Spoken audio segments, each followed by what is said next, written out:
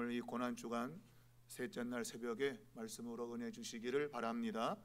본문의 말씀을 가지고 말씀이 이루어져가는 시간들이라는 제목으로 말씀을 나누겠습니다. 예수님은 기도를 마치시고 가룟 유다가 데리고 온 강도들에 의해서 결국 체포가 됩니다. 이 건달들은 이 주님을 체포하고 당시에 이제 대제사장이었던 가야바에게로 이제 끌고 갑니다. 이 가야바의 이름은 요셉이라는 뜻인데 그것은 의롭다는 의미를 갖고 있습니다. 그러나 그는 전혀 이름과 어울리지 않는 그러한 사람이었습니다. 전혀 의롭지 않았습니다. 당시에 이 대제사장은 권력을 독점하는 그런 자리였고, 그래서 그는 전직 대제사장이었던 이 안나스로부터 이제 이 권력을 물려받게 됩니다. 이 안나스는 가야바의 장인입니다. 그는 주 6년부터 15년까지 전직 이제 대제사장으로 이제 힘을 발휘했던 사람인데, 그가 이제 사위에게 그걸 물려주고 나서 여전히 그 권력을 행사하고 있습니다. 권력은 이렇게 달콤한 모양입니다. 그 배후에서 계속 조종하고 있었고, 당시에도 많은 영향력을 끼치고 있었던 것이죠. 자, 오늘 이 가야바의 집에 이제 사람들이 모이게 됩니다. 그것은 바로 예수님을 빨리 처형시키기 위한 임시 재판을 열기 위해서입니다. 오늘 성경은 그들이 다 모였다라고 그렇게 우리에게 이야기하고 있습니다. 악을 행하는 일에는 잘 모입니다. 선한 일에는 모이지 않고 악을 행하는 일에는 잘 모이죠. 내가 손해가 되는 그런 일에는 길을 쓰고 모이죠. 우리가 지금도 사회에서 보잖아요. 내가 조금만 뭐 손해난다고 그냥 모여가지고 악다구니로 그냥. 여러분, 선한 일에 좀 모이시고 그런 악을 도모하는 일에는 좀 빠지세요. 좀 빠지고. 오늘 예수님을 죽이기 위해서 자신들의 권력에 도전하고 있는 예수님을 죽이기 위해서 그들은 불법적으로 밤에 모였습니다. 이 밤에 모이는 건 불법입니다. 그러나 그들은 비공식적으로 임시적으로 재판을 벌이기로 했고 거기에 다 모였다라고 오늘 성경은 말하고 있습니다. 그만큼 이 예수님의 이 사건이 아주 그들을 아주 놀라게 하고 아주 긴급하다는 그런 느낌을 주었던 것입니다. 지금 빨리 처리하지 않으면 우리에게 아주 큰 불이익이 있을 거라고 생각했던 겁니다. 주님은 그렇게 지금 재판을 받기 위해서 끌려가셨습니다. 성경은 그 당시에 주님의 제자들이 다 도망쳤다고 분명히 말하고 있습니다. 칼을 들었던 베드로 역시도 칼이 빗나가면서 아마 도망을 친 걸로 보입니다. 그런데 오늘 성경은 이 베드로가 이 예수님을 멀찍이 쫓아와서 이 주님이 재판받는 그 집 안까지 뜰까지 들어갔다고 되어 있습니다. 그가 어떻게 들어갔는지는 성경이 말하고 있지 않습니다.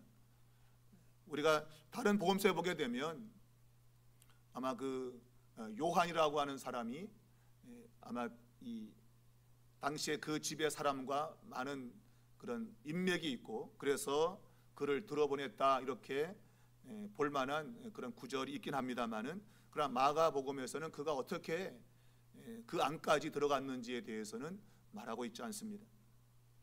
자, 베드로는 자신이 한 말에 대해서 끝까지 한번 책임을 져보려고 몸부림치고 있습니다. 주님이 죽는 데까지 가겠다고 말했는데 1차적으로 내뺐습니다. 도망쳤습니다. 도망가다가 야, 이거 사나이가 그럴 수 있겠냐? 그래도 남아 이런 중천금인데 다시 그래서 뒤를 쫓아왔고 멀찍이 쫓아오다가 이제 이 뜰 안까지 들어오게 되었습니다. 그는 그 자리에서 몰래 숨어서 재판이 어떻게 진행되는가를 이제 보게 되지요. 자, 이 공회, 이 산헤드린 공회는 많은 증인을 데리고 왔고 그들로 하여금 거짓 증언을 하게 합니다. 이 거짓 증언을 사람들이 많이 했다고 오늘 성경이 말하고 있습니다. 그만큼 지금 주님을 죽이기 위해서 그들은 갖은 방법을 다 동원하고 있는 겁니다. 우리가 이 주님을 이제 정죄하기 위해서 거짓 증인들을 내세웠는데 아무것도 발견하지 못했다. 오늘 성경은 말하고 있습니다. 이 동사는 미완료 과거입니다. 이것은 지속적인 그런 노력을 의미하고 있습니다. 증거를 잡기 위해서, 증거를 완전히 확정짓기 위해서 끊임없이 노력했다고 하는 것을 말하고 있어요. 그만큼 거짓 증언자들을 많이 데리고 왔다는 겁니다. 그들 스스로는 자신들 스스로 예수님을 처형할 수 없다는 것을 알고 있습니다. 그들에게 사람을 죽일 권한이 없기 때문입니다. 그래서 당시 총독이었던 빌라도를 이용해서 예수님을 죽이려고 합니다. 근데 실질적으로 이 당시 로마는 종교적인 문제에 별로 관심이 없습니다. 이것을 정치적인 문제로 확대시키지 않으면 실제로 예수님을 죽이기는 어렵습니다. 그럼 1차적으로 그들은 자신들의 법 안에서도 사형해달 만한 그러한 정죄가 되어야 됩니다. 그래야 이제 예수님을 이제 처형할 수 있는 근거를 가지게 되는 것이죠. 어찌되든 그들은 자신들의 법에 의해서 예수님을 정죄하기 위한 증인들을 내세웠는데, 근데 그 증인들의 말이 일치하지 않는 거예요. 많은 증인이 나왔지만, 거짓 증언하고 있지만 그 증거들이 일치하지 않는 겁니다. 지금 우리도 사법 그런 시스템을 보게 되면 증인들이 나와서 증언할 때 그 증인의 말이 효력이 있어야 되는데, 그 말이 효력이 있기 위해서는 몇 사람의 증인이 일치해야 돼요. 근데 그 증언이 일치하지 않으면 그 증인은 쓸 수가 없는 것이죠. 그리고 거짓 증언자는 처벌을 받아야 되는 것입니다. 자, 주님을 정죄하기 위해서 증인들이 나섰는데 그들이 했던 증언이 서로 일치하지 않는 겁니다. 그것이 일치하지 않는 이유는 뭘까 하면, 공개적으로는 아마 똑같은 말을 했겠죠. 그런데 개인적으로 만나서 물어볼 때 그 내용이 맞지 않는 겁니다. 그러므로 그들의 증언을 받아들일 수가 없는 것이죠. 자, 오늘 성경에는 그들이 했던 그 거짓 증언 가운데 중요한 것을 우리에게 소개하고 있습니다. 그것은 57절에 보면 어떤 사람들이 일어나 예수를 쳐서 거짓 증언을 했는데, 우리가 그의 말을 들으니 손으로 지은 이 성전을 내가 헐고 손으로 짓지 아니한 다른 성전을 사흘 동안에 지으리라 하더라 그랬다 했습니다. 이 증언은 여기만 나옵니다. 마가복음에는 나오지 않습니다. 물론 다른 복음서에는 나옵니다. 너가 이 성전을 헐라 내가 사흘 만에 일으키리라, 주님이 하신 말씀입니다. 그런데 마가복음에는 나오지 않습니다. 그러므로 그들의 말은 거짓이죠. 일단 마가복음에는 나오지 않는 말을 그들이 지금 하고 있는 겁니다. 그러니까 우리 1차적으로 볼 때는 그들의 말은 거짓입니다. 없는 것을 만들어내고 있는 것이죠. 그러나 실제로 그들이 이런 말을 하고 있는 이유는 지금 마가가 이 말을 기록하면서 어떤 중요한 의미를 부여하고자 하고 있는 것입니다. 성전을 헐고 다른 성전을 사흘에 짓는다. 바로 이것은 주님께서 성전 파괴를 앞에서 말씀했죠. 그죠? 성전이 무너질 것이라고 하는 그런 말씀을 하셨는데, 이 성전이 무너지는 이러한 그 배경, 성전이 허물어지는 배경을 주님은 다니엘서에서 이제 그 의미를 찾고 있고, 그것은 우리가 그 다니엘서 2장을 보게 되면 사람이 손으로 뜬 돌이 아니라 이상한 돌이 하나 날아와 가지고 다니엘이 이제 그 꿈 신상을 해석하는 그런 내용에서 이제 사람이 손으로 만들지 않은 돌이 날아와서 이 신상을 깨트리는 그러한 이야기가 나오거든요. 그러니까 그 돌이 날아와 가지고 이 신상은 이제 계속 이어져 오게 될 많은 제국들을 가리키는데, 그 나라들을 무너뜨린다고 하는 그러한 환상에 대한 해석을 다니엘이 주고 있죠. 그러니까 이 사람의 손으로 만들지 않은 그 뜨인 돌이 날아오게 되는데, 아마 그것을 새로운 성전이 기존에 있던 그런 모든 것들을 다 허물어 버린다고 하는 그러한 의미에서 말하고 있는 것이고, 그리고 이 다니엘서의 그 내용은 우리가 다니엘서 7장 13절에 인자가 구름을 타고 온다고 하는 그 말과 연관이 되어 있으면서 메시아는 바로 새롭게 이제 와서 이 나라를 무너뜨리고 새로운 성전을 짓는다고 당시에 종말정기 사상이 유대인들에게 있었던 겁니다. 특별히 에스라 사서라고 하는 그 외경에 보게 되면 그런 내용이 나옵니다. 그 사람은 하늘 구름을 타고 올 것이고, 그는 자기를 위해서 큰 산을 떠내서 그것을 타고 날아올 것이다. 그리고 그것이 이제 기존에 있는 것들 다 무너뜨릴 것이다 라는 그러한 외경이 당시 유대인들 가운데 퍼져 있는 종말적인 사상이었어요. 자, 여기서 하늘 구름을 타고 오시는 분, 바로 그 분에 대해서 주님은 자기 자신이 그 인자라고 지금 말씀하셨죠. 우리가 스가랴 6장 12절을 보게 되면 싹이라는 이름하는 사람이 자기 곳에서 돋아나서 여호와의 전을 건축할 것이라고 하는 그러한 또한 말씀도 있습니다. 주님은 이 스가랴서와 다니엘서를 그분 자신에게 적용을 했습니다. 그러니까 이 손으로 지은 성전을 허물고, 그리고 손으로 짓지 않은 이제 새로운 성전을 사흘 만에 짓는다. 이 말은 이 손으로 지은 성전, 이것은 헤롯이 지은 성전을 가리키겠죠. 그 성전을 손으로 짓지 않은 그 이제 성전이 대체한다는 그런 의미를 갖고 있고, 이것은 종말에 있게 되어질 새로운 성전 출현을 이야기하고 있는 겁니다.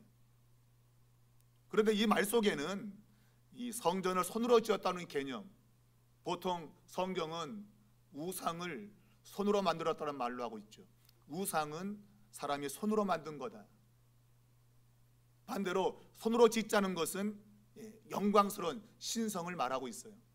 그러니까 이 손으로 지은 성전을 이제 우상으로 취급했다, 그런 의미를 도출하고 있는 것이죠.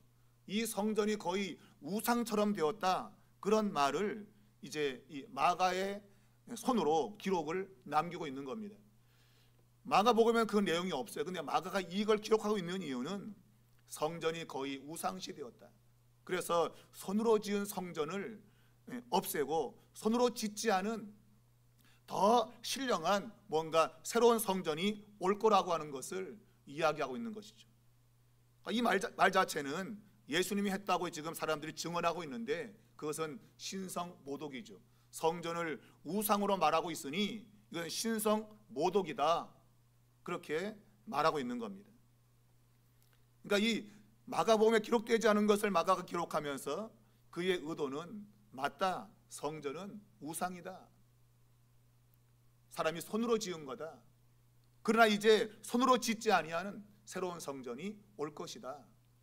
이걸 이제 다른 복음서에서는 그분 자신의 몸을 가리켜서 말했다라고 이제 그렇게 해석을 하고 있는 것이죠. 그러니까 이러한 지금 이야기는 결국 아주 중대한 신성 모독인 겁니다. 성전을 우상이라고 말했기 때문에 이것은 굉장한 신성 모독이 되는 것이죠. 자, 이것도 굉장히 위험 요소를 가지고 있는데 이제 더 중요한 질문이 등장을 합니다. 그것은 네가 찬송받을 자의 아들 그리스도냐라는 질문입니다. 이 말은 네가 하나님의 아들 그리스도가 맞냐라는 질문인데, 실제로는 이 의미적으로는 네가 그리스도라고 하는 경멸의 의미를 담고 있어요. 그러나 실제로는 질문하고 있는 것이죠. 네가 하나님의 아들 그리스도냐? 주님 말씀했습니다. 내가 그다. 헬라 말로는 에고 에임이 나는 나다라는 뜻인데, 이것은 구약 성경에서 하나님이 그분 자신을 가리킬 때에 나는 스스로 있는 자라고 하는 그러한 의미를 담고 있어요. 내가 그다, 곧 내가 하나님의 아들 하나님이다라는 그런 의미를 담고 있는 것이죠. 예, 이것이야말로 정말 가장 강력한 신성 모독인 겁니다. 하나님의 아들이라고 자처하는 것, 이것이야말로 가장 큰 신성 모독으로 보는 것이죠. 자, 주님은 그분 자신이 하나님의 아들 그리스도임을 선언했습니다. 그리고 그분 자신은 인자이며 그 인자가 권능자의 우편에 앉게 될 것을 볼 것이라고 말하고 있습니다. 주님이 권능자의 우편에 앉는 이유는 심판하기 위해서 앉는 겁니다. 우리는 시편 110편 1절에서 이 메시아가 하나님 보좌 우편에 앉아서 심판을 하고 그 대적자들을 발등상으로 만드는 그러한 역사를 이제 주님 자신에게 적용했죠. 그분 자신이 이 심판자로서 우편에 앉을 거다. 또한 그분은 하늘 구름을 타고 올 것이라. 이 두 가지를 62절에 복합적으로 주님은 설명을 하신 겁니다. 다니엘서 7장 9절을 보면 보좌가 놓이게 되는데 거기에 인자가 와서 앉아서 심판한다고 되어 있습니다. 근데 그 주님은 하늘 구름을 타고 오면서 심판한다고 되어 있습니다. 그러니까 심판은 그냥 고정된 자리에서의 심판이 아니라 이제 움직이면서 행하는 심판인 것을 성경에 말하고 있어요. 곧 마지막은 우리가 계시록에 보게 되면 그 아메게돈 전쟁에서 하늘로부터 주님이 이제 백마를 타고 내려오시면서 대적자들을 무찌르는 그러한 내용을 소개하고 있는데, 그 말을 타고 내려오시는 그것이 이제 움직이는 하나의 심판적 이미지죠. 곧 하나님의 군대, 하나님의 병거가 내려와서 이 세상 나라를 심판한다고 하는 것을 말하고 있습니다. 바로 그것이 오늘 이 62절에서 주님이 말씀하고 있는 거예요. 우편에 앉은 것과 하늘 구름을 타고 오는 것을 너희가 볼 거다. 앉아 있는데 구름을 타고 오면서 심판한다. 그것이 이제 요한계시록이 말씀드린 대로 백마를 타고 내려오시는 그런 이미지로 나타나고 있는 겁니다. 어찌되었던 주님은 심판자로 다시 올 겁니다. 지금은 그분이 심판을 받고 있지만, 그러나 마지막 그때가 되면 심판자로서 지금 자신을 심판하는 모든 이들을 심판하실 것이라는 메시지를 주고 있는 겁니다. 여러분, 주님은 다시 오실 것이고, 그리고 이 세상 나라를 심판하실 겁니다. 주님이 오시는 날에는 우리에겐 구원이지만 모든 주님을 대적했던 자들에게는 심판이 이루어지게 될 겁니다. 그래서 바로 62절의 말씀에 근거를 두고 있는 겁니다. 자, 우리 주님은 계시록 3장 21절에서 이기는 그에게는 내가 내 보좌에 함께 앉게 하여 주기를, 내가 이기고 아버지 보좌에 함께 앉은 것과 같이 하리라. 그분이 아버지의 보좌에 함께 앉은 이유가 바로 승리함으로, 대적을 이김으로 그 보좌에 앉아 있다고 하는 것을 말하면서, 우리도 똑같이 그러한 믿음의 승리를 가지면 똑같은 보좌에 앉게 될 것이다, 그렇게 말씀하고 있습니다. 끝까지 믿음으로 살아야 될 이유를 말씀하고 있는 것이죠. 자, 주님이 그리스도고 그리고 하늘 영광 보좌에 앉았다, 이 말은 굉장한 신성 모독이었습니다. 그래서 그 말을 듣고 오늘 이 대제사장 자기 옷을 찢어버립니다. 그 옷이 어떤 옷인지 모르겠지만 찢었는데, 당시에 그런 일이 아주 관습적으로 되어 있어요. 신성 모독의 말을 들으면 옷을 찢고 그 옷은 그냥 버려버립니다. 다시 입지 않습니다. 그거는 왜냐하면 그 신성 모독을 들은 옷이라고 해서 그걸 찢어버리고 버려지게 됩니다. 근데 얼만큼 그런 신성 모독죄가 있었는지는 알 수 없어요. 그러나 그런 일이 있었다고 하는 것이 문헌에 나오고 있어요. 자, 신성 모독죄를 지었다고 옷을 찢는 그 행위는 예수님께 그것을 완전히 뒤집어 씌우는 그런 모습인 겁니다. 그리고 더 이상 무슨 증언이 필요한가? 더 이상 필요 없다는 것이죠. 요즘 말로 하면 빼박, 움직일 수 없는 그러한 신성 모독 증언을 직접 자신들이 들었다고, 그 입으로 들었다고 말합니다. 그리고 주님을 사형에 해당하는 자로 정죄하게 됩니다. 모두가 다 예수님을 사형에 해당된다고 정죄했습니다. 이미 그것은 정해진 겁니다.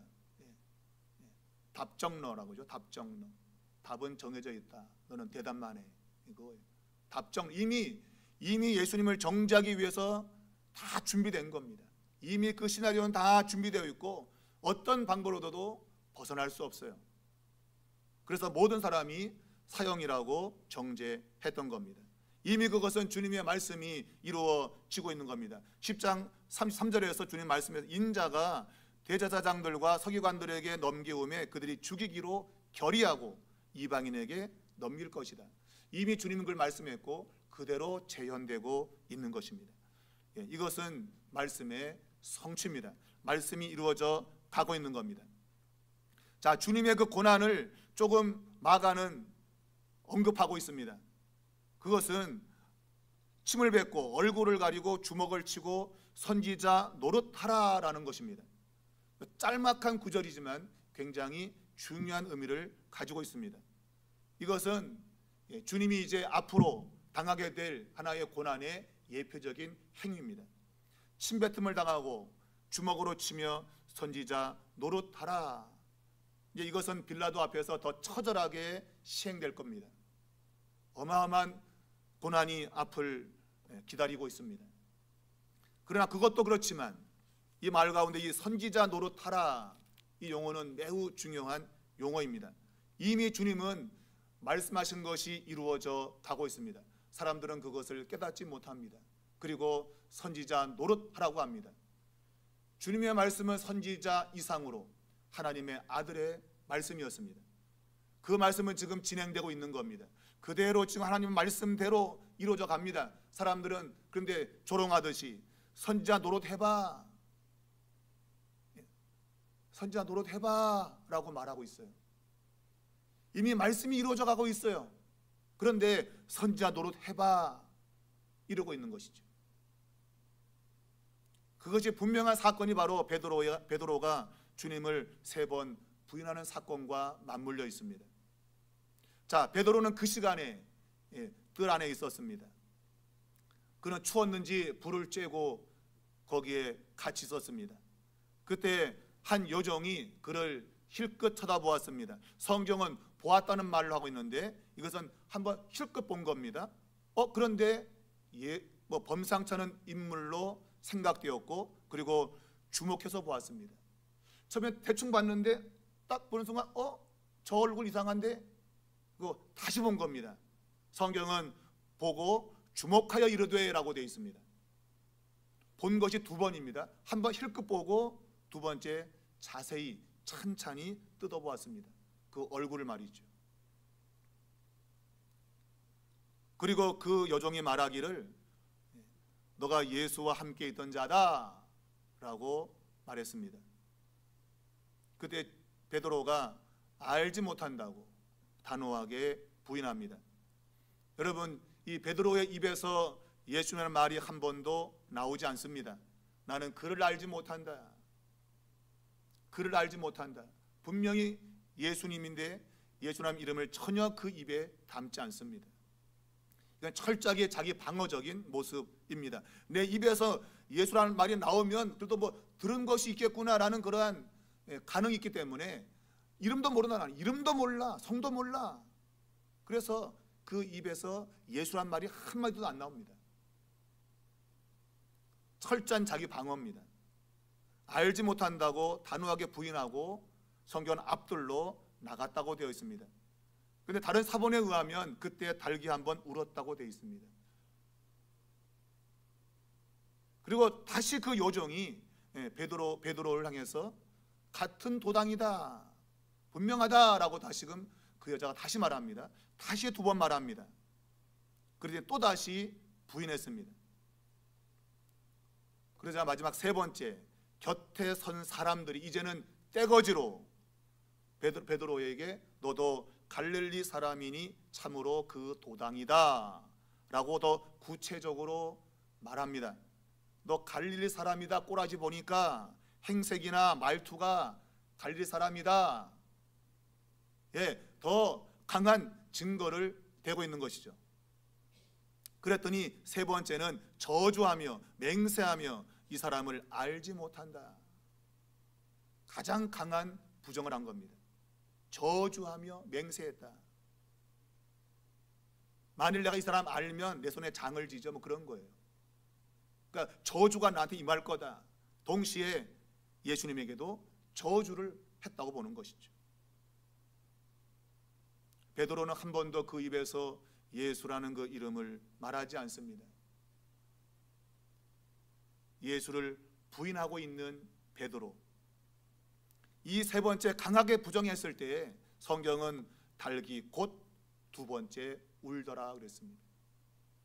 그 말이 떨어지기 무섭게 달기 두 번째 울었다고 말합니다. 하나님의 말씀의 정확성을 마가는 드러내고 있습니다. 정확히 말이 떨어지기 무섭게, 세 번째 그 부인의 말이 떨어지기 무섭게 달기 울었다는 것입니다. 여러분, 제가 조금 전에 말했습니다. 선지자 노릇하라. 그 말을 그 안에서 하고 있는 그 시간에 바깥에서 지금 주님의 말씀이 그대로 이루어지고 있는 것입니다. 베드로가 세 번 예수님을 부인한다고 그 말이 지금 그대로 이루어지고 있습니다. 선지자 노릇하라고 안에서 소리치고 있는데 바깥에서 지금 베드로가 예수님의 말씀, 선지자보다도 더 월등히 뛰어나신 하나님의 아들의 말씀이 그대로 실행되고 있는 겁니다. 선지자 노릇이 아니라 하나님의 아들의 말씀이 그 시간에 뜰 밖에서 이루어지고 있는 것입니다. 하나님의 말씀이 그대로 실현되는 순간입니다. 여러분, 우리는 살아가면서 하나님의 말씀의 그 능력을 때로는 믿지 못하고 삽니다. 성경은 마가의 관점에는 하나님 말씀이 얼마나 위대한가는 것을 그대로 드러내고 있는 겁니다. 이 법정이 열리고 있는 그 안과 밖에서의 그런 상황을 대비시키면서 하나님 말씀이 정확하게 지금 이루어져 가고 있음을 마가는 드러내고 있습니다. 여러분, 안에서는 최고 권력자인 대제사장 앞에서 예수님이 그분 자신이 하나님의 구약 성경의 말씀을 인용하면서 이 말씀이 지금 이루어지고 있고 앞으로 그 말씀이 이루어질 것이라고 담대하게 선언하고 있습니다. 그러나 밖에서는 베드로가 아무 힘도 없는 아주 연약한 여자 한마디 그 말에 겁을 집어먹고 있고 결국 예수님의 말씀대로 세 번 부인하게 됩니다. 강한 자 앞에서 하나님의 말씀을 선포하시는 예수님, 그리고 약한 여자 앞에서도 겁을 먹고 예수님 하신 말씀대로 세 번 부인하고 있는 베드로, 이 두 가지가 아주 선명하게 대조가 되고 있습니다. 이러한 선명한 대조 속에 나타나고 있는 것은 하나님의 말씀의 실현과 실현, 성취입니다. 성취. 오늘 이 베드로의 사건 그 마지막 가운데 말씀을 기억하고 통곡했다고 되어 있습니다. 우리 모두는 마지막 날 하나님의 보호자 앞에서 우리는 심판을 당하면서 말씀을 기억하고 통곡할 때가 올지 모릅니다. 그 말씀대로 그대로 이 마지막 날 이루어지고 있구나. 우리는 그 말씀을 기억하고 통곡하는 날에 와서는 안 됩니다. 여러분, 지금 이 세상 살아가면서 우리는 말씀을 기억하고 살아야 됩니다. 그렇지 않으면 마지막 날 심판대 앞에서 주님 말씀을 기억하고 울 때가 올 겁니다. 성경은 바깥 어두운데 내어 쫓겨서 울며 이를 간다고 말하고 있습니다. 오늘 베드로의 모습이 그것과 겹쳐지지 않습니까?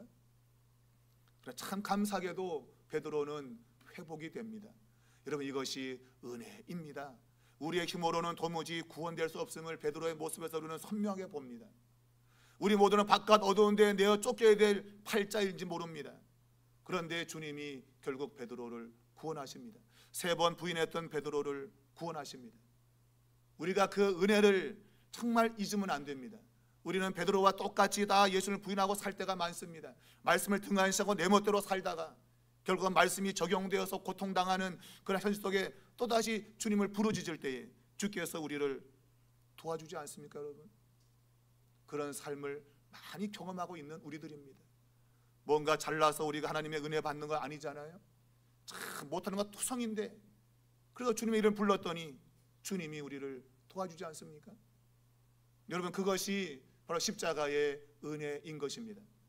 여러분은 여러분의 힘으로 사는 거 아닙니다. 여러분과 저는 베드로와 똑같은 존재입니다.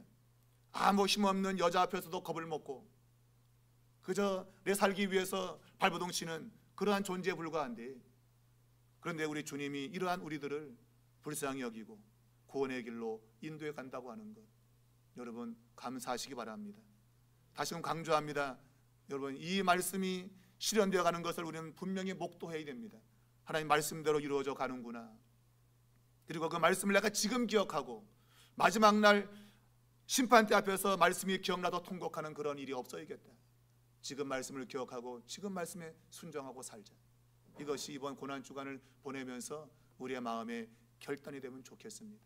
그래서 마지막 날 정말 주님 앞에서 우는 자가 아니라 웃을 수 있는 우리 모두가 될 수 있기를 주님의 이름으로 축복합니다.